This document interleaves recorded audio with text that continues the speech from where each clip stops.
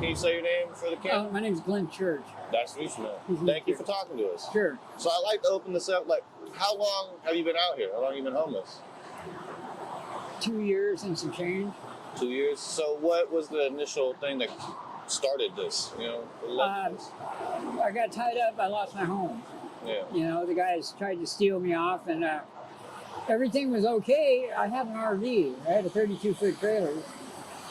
Excuse me. Then Peabody came and took it. Mm-hmm. You know, they said, "Oh, well, it can't be there." I said, "I got my brother coming over with the truck. I'm going to move it." "Oh, can't wait." And now it's sitting. They said, "We won't charge you storage for a couple of months, but it's a police impound." Everything I own's in that damn thing. Yeah. You know? And they just said, I said, "I need some time, get some clothes, get this, get that." "Sorry, can't wait." And they just took it. Yeah. You know, that pissed me off. You know? That's fucked up. And that's why, like, we're trying to break that stigma of how this happens to people. Right. Like, someone in your position should never even be homeless. Like, it's crazy for this to even happen. Out here, you know? And then, even with the thing going on with my home and all that, they should have never taken my trailer. No. You know? That guy didn't even care. Yeah. You know? And I had I was sick. I've got they think it might be non-Hodgkin's lymphoma. They're not sure yet. Yeah. But my lymph glands are running wild. Yeah. You know, I mean, it's just horrible. All the hair on my body pretty much fell out. I don't have any energy. You know, my lymph glands it's bad. And this one doctor says, "Oh, we're not sure what it is." I said, "Well, you're a doctor, for Christ's sakes. Yeah. You're supposed to know. Take some blood, take some drink, do what you got to do." But I would really like to know what this is. Yeah. You know, because certain types of cancer run in my family. You know, my dad died from it. My brother, when he didn't even wait for the final diagnosis, he just went out and killed himself. Yeah. You know, walked in front of a truck. I mean, we talked about that with a couple people. Like, the healthcare for homeless people is really weird. Like, they don't care. You know? That lady's talking to you. Hey, D. It's all right, man. You just gotta ignore these people sometimes. Yeah. I mean, that's the other thing. How do you feel you're treated out here on a day-to-day basis? By most people, okay. Yeah. By, say, 40%, no. Yeah. I have people, honest to God, you can ask anybody that's out here, they try to hit you. Mm. I had a guy bounce off the guardrail there, trying to hit me with his pickup truck. Damn. Yeah. Yeah. I got chased down from over there and attacked over there. You see my head right there, that huge scar? Yeah. I got a 6-inch fracture in my skull and 27 staples to close my head up. Damn. From these guys beating me. Yeah. Because I put, well, this one doesn't have, well, Vietnam vet. They said, "You can't put veteran on there. We're veterans." I said, "Well, fuck you. You know, I am a veteran." "Well, you can't," you know, and they're young guys. And the only thing that saved me is I talked to these guys that are construction guys, you know, 40s like that. They saw what was going on.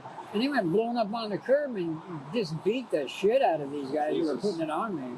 Yeah. You know? And then you could hear the cops coming. They said, "We're going to stay here and tell them what's going on." I said, "No, you're not. Get out of here." Yeah. I said, "You get tied up in this, you will be months, maybe even years, explaining this in and out of court. Yeah. You don't want this. You know, you won't have a life anymore. This will overtake what's going on."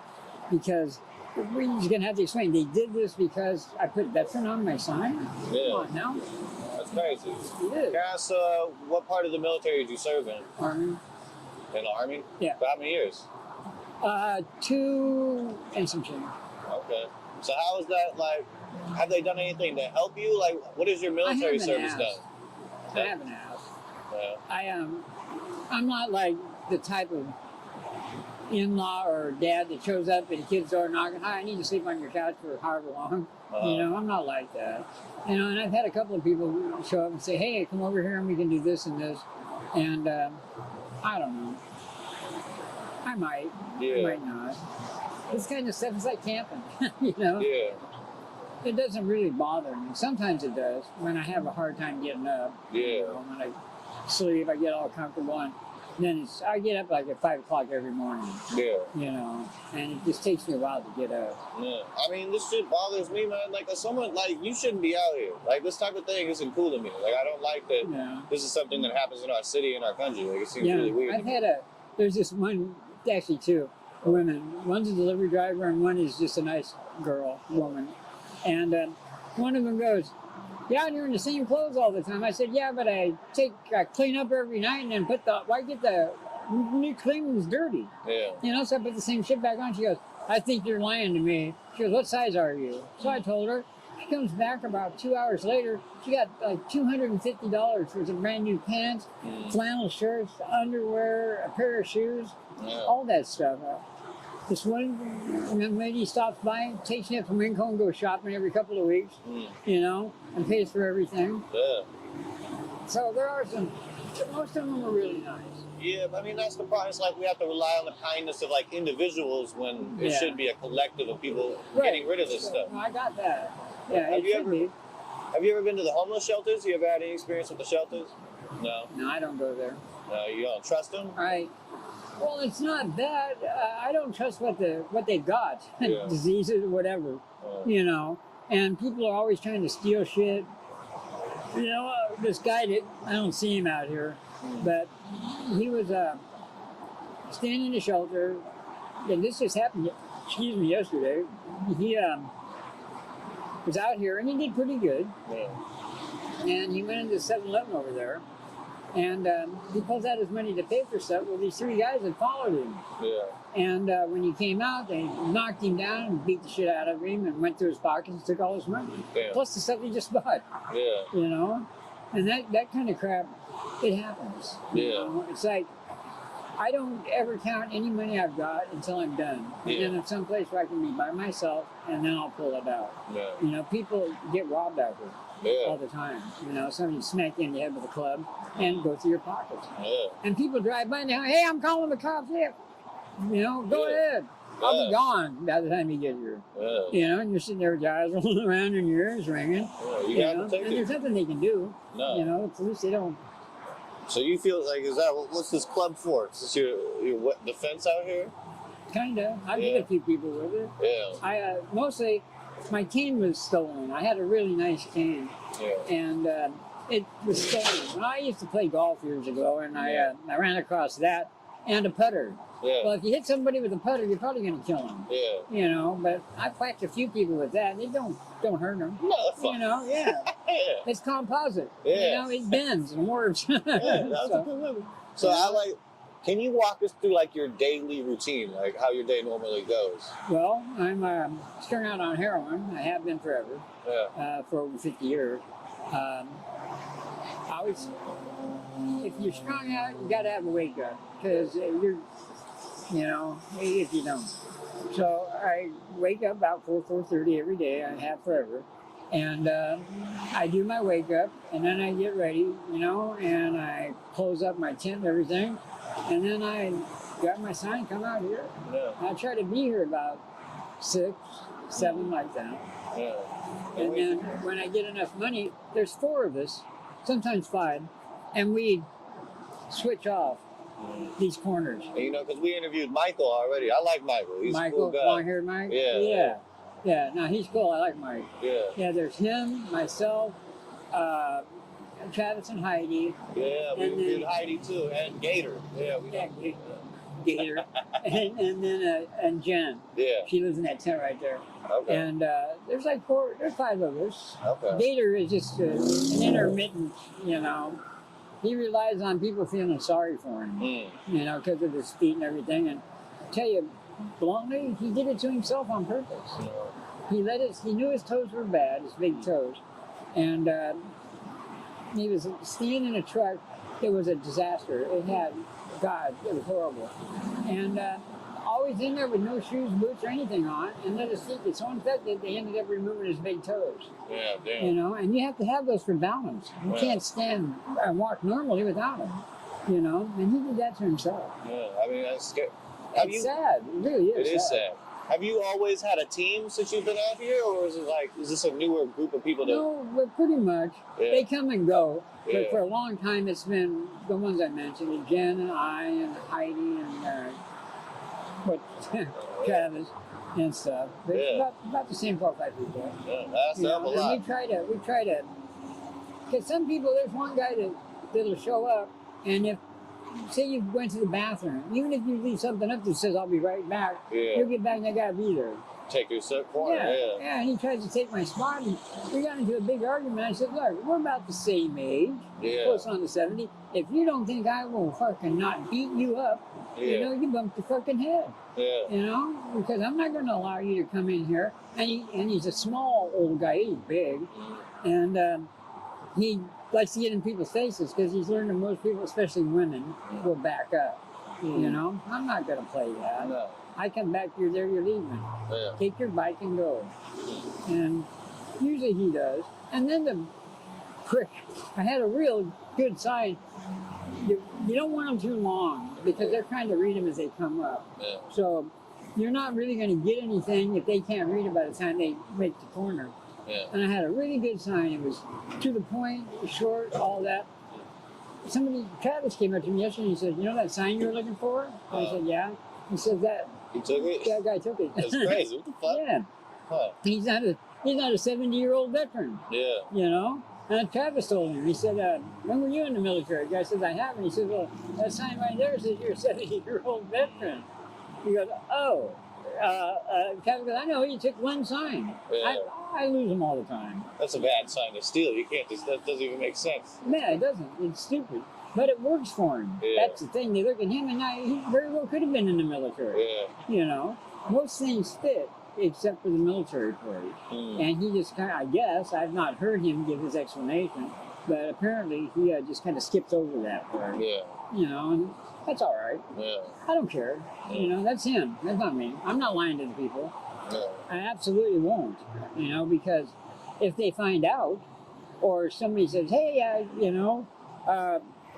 I feel stupid, and B, I just don't do it. I don't like to be lied to, and I will not lie to people to get a few bucks from it. It's just not worth it. No, of course not. It's like Michael. He was in the Navy and everything. We talk about this all the time. We don't lie to them. Yeah. I tell them if they want to hear, I tell them. If they ask me a question, I don't know. I tell them I don't know. Yeah. And I told you that lady told me I hope you get hit by a car. Yeah. Yeah. Some of them are like that. Most of them are okay. Mm-hmm. So the other question I do like to ask is when you think of the future, what do you think of? Because you don't seem hopeless. You know what I mean? I'm not. Yeah. My father told me. He says, you know what? He says, regardless of whatever happens in your life, things will always work out for you. Yeah. He says, you just have that. Yeah. He says, I can feel it, I can see it. Things have happened to other people that happened to you that destroyed them. Yeah. Didn't do nothing for me. I'm hopeful. I don't want to be out here the rest of my life. When this thing with my home gets taken care of, and it will, I'll win. I'm going to take the $500,000 and go buy another house. Yeah. There's a duplex they just finished over here, and I was talking to the guys down over on 97. And if I had the money right now, I'd buy it. He wants $425,000 for it. Damn. And they just redid it all inside. And I'd buy that and rent out the rest. Yeah. Something like that. That's good. That's good. Because that's the thing I've experienced out there. In some of our interviews, I've talked to people that come off as genuinely hopeless. You know what I mean? People that are just I've been like this for 5-6 years. I expect to die like this. Yeah. That shit scared me. I hated seeing that. That's what's out there. I hate seeing it and hearing it too. Yeah. And I'll tell them, it's gonna be like that if you keep thinking like that. Because once you get hopeless, you're helpless. As long as you see what I'm saying. Yeah. As long as you have hope, things can happen. Yeah. I've had so many people come up and do things for me that you would never expect. Yeah. And that makes me hopeful for the people. Yeah. Because prior to all this COVID-19 and all this, there used to be a few people out here sign of it. Nothing like it is now. Yeah. And some of the people you talk to, it's like this one guy who said, I used to come out here with a sign 15 years ago, but that was to sell crack. Yeah. Yeah. How long have you lived in Portland? Oh, God, forever. Forever? Okay. Yeah. More than 50 years. Okay. 60. So, as far as, so you've seen the situation kind of go downhill. Like, how is the homeless situation now in comparison to what it used to be? Well, now, of course, there's a lot more. Yeah. It used to be, I never noticed them. That's the trouble. Yeah. It used to be people never noticed. And now, you can't help but notice. Yeah, it's impossible. Because people are everywhere. Yeah. And I most of the people here like me, I guess. I like them for the most part. I don't have anything to do with the ones I don't care for. Yeah. They do things I don't agree with. But, for the most part, most people try. Yeah. They try. And when they'll come by and say, hey, can you come in here? Yeah, sure, if it's warm, dry, relatively. Or warm, dry.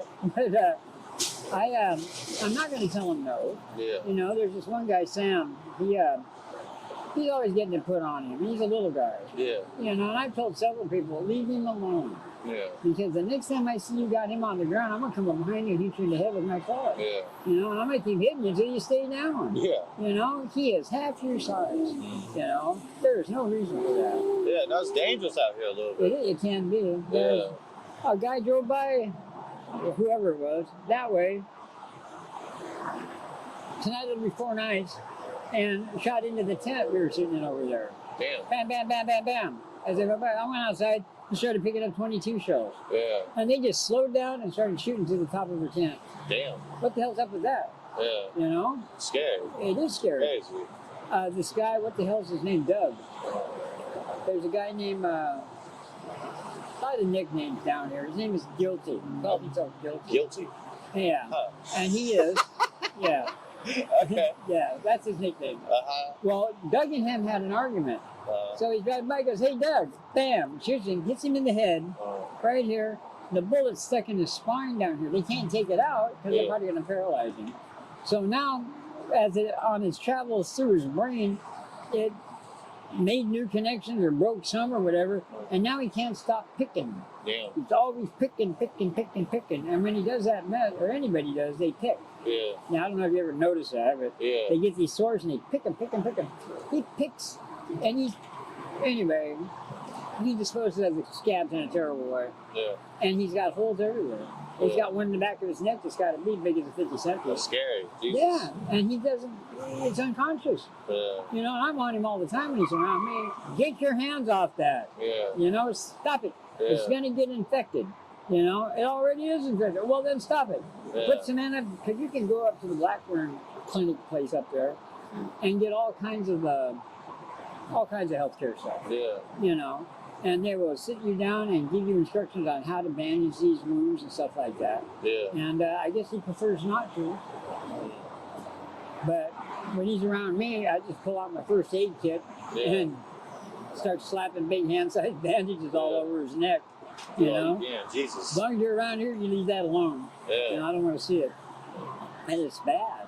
Then this one back here that he's always diddling around with, you can honest to God see some of the muscle tissue in his neck. Yeah, and I think it's the meth does something to the nerves, kind of makes them less sensitive, so they can sit there and rip themselves apart. They don't feel it. They don't feel it, or as bad as you or I would. Yeah. There's this one girl goes by here. Her face is it looks like somebody just ripped it off in chunks. And while you're talking to her, she'll and either throw it or Jesus. Yeah, it's horrible. So people like that are people that kind of just need help. You know what I mean? Like they need someone. Like when it comes to homelessness, do you think it's more on like the individual to improve themselves, or is it on something else to come and help? I think a lot of these people could be helped. Yeah. Number one, you have to want to be helped. Yeah. If you don't, nothing's gonna go for you. Yeah. It's like this is just bullshit kind of stuff. You have to convince them that they're going to get help and it's going to be helpful. Yeah. There's a lot of these homeless shelters I've heard And I was at one once a couple of years ago for about 10 minutes. And I don't know, I just didn't get what they were doing, you know. It was like, I just didn't like it. Just the way the people that were running the place acted. And everybody had to pay $1 to get in. You could stay there for 24 hours. Yeah. They were raking in money hand over fist, and half the people didn't come back. Yeah, it's crazy. You know, and they're doing it for the money. Yeah. That's it. But if we had programs that would help the people, and like say shelters with no expectation of payment or stuff like that. Yeah, that's crazy. Food's a big one. Yeah. When everybody was forced to move off the 97th and the other streets and whatnot, prior to that, the people from the churches and private citizens and stuff were always showing up with food, all kinds of stuff. You know, they'd make all kinds of, well, it's like that thing there, you know. She stopped off at a restaurant and had it made and brought it down here because she sees me out here every day. Yeah. You know, and that was nice of her. I mean, it's a French cuisine, but it's also one of the favorite things I like to eat. Yeah. You know, and people bring down you know, people think of barbecue when they barbecue, and you know, all that kind of stuff. You know, and they a lot of people are, you know, they need to do something for you people. Yeah. Well, I'm pretty much self-sufficient. Yeah. There's a lot of people that need help. Yeah, I like when it's a community effort like that. That's cool. Yeah. Like, I don't like when the neighbors just get mad at homeless people. Instead, I don't know. Stupid. Like all along this bike trail and shit, I know there's like beef between the people on the trails and the houses. Yeah, there is. And a lot of that has to do with the people on the bike trail. Here's the homes here. They're as far up against that wall as they can get, but they use a bucket as a toilet or whatever, and then they just walk over by their fence and dump that bastard out. Yeah. You know? Come on. Yeah. At least dump some bleach in the son of a bitch and kill all the bacteria. Yeah. Dig a hole and bury it. Yeah. You know, that's what we were doing on 97. I had an area where I would, you know, I built an outhouse. Yeah. And I dug a big old hole. I used to do it when I had 100 years ago with my dad and relatives and stuff. Dig a big old hole, and then you get a bag of lime, and then you use the bathroom, throw some lime in there, hit it with a cup of water, you know, put a little dirt on top. And it doesn't smell or anything. You know, you can do the same thing if you got a tent, do the same thing in there. If you want to be a little more private, you know, hang a sign up, using the bathroom. And you just tie the bag up, go over, dig a cat hole, and bury it. You know? The people that just open the door and flip the bucket, you know, those are the ones that are pissing the people off on the bike truck. I've seen it. I've seen them do it. Yeah. It takes things, I don't know. It takes all of us coming together, I think. It does, really does, actually. Because you can't have everybody working at cross purposes. No. It doesn't work. Everybody's ramming their heads into each other, and then they get pissed off because of it, and then they just say, fuck it, and stop. You know, well, they don't want help, or I've tried and I'm just going to quit. Sometimes you have to keep at these people. Yeah. Keep it and keep it. There's a guy, if you go across the freeway down there, the first person you come to, he'll be sitting in a tore up Recaro bucket seat. Alex. He's been down here for some years. He used to be okay. You could listen to him and everything. He wore his clothes in a normal fashion. Lately, something popped off in his head. He walks around and once in a while will pull his pants up so he doesn't have to walk with his legs spread so they don't fall completely off. But he walks around with his ass showing constantly, and he's always on the hunt for them fucking blue pills. Yeah. You know, those things, if one thing they can get off the street around here is the blues. The blues? Yeah, blue pills. What is that?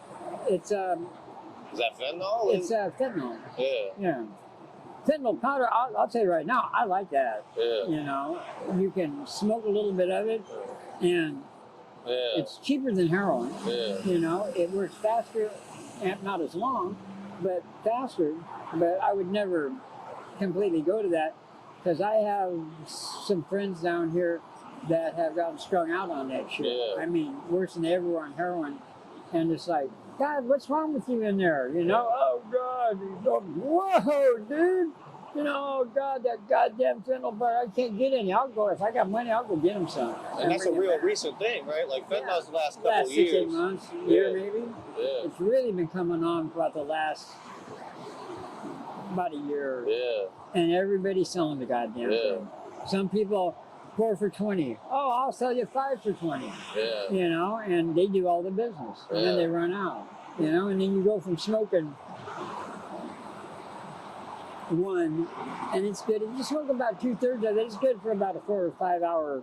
You know, but they don't. They go from one, most of one to. I've seen people dump as many as 6 or 8 of them on a piece of foil. Yeah. You know, there's this one girl I know. She took a pillow when smoking meth, and got a little bend in it with her torch and all that, and made the hole a little bit bigger. And she'll stuff 8 or 10 of them blues in there at a time and smoke that. That's crazy. That's her weight there. Yeah. You know, and she's smoking 60 to 70 of them a day. Yeah. You know, plus she sells a lot of them too. But she's smoking so many of the goddamn things that she's at the break-even point pretty much. She makes enough money to re-up and keep herself well. Yeah. You know, that's not. It's got to be scary to see that from your point of view too, because Well, you know your friends are killing themselves, kind of like Yeah, people you but know. you can't tell them. Yeah. You know, they don't want to hear it. Yeah. You know, I know what I'm doing.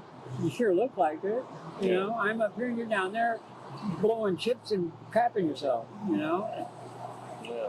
Yeah. Food. Yeah, just set it anywhere. You can eat it if you want. You can eat it if you want. Those carrots. Is that what it is? Yeah, I think it's carrots. People don't notice my dentition is not. You know, my dog broke my teeth. Yeah.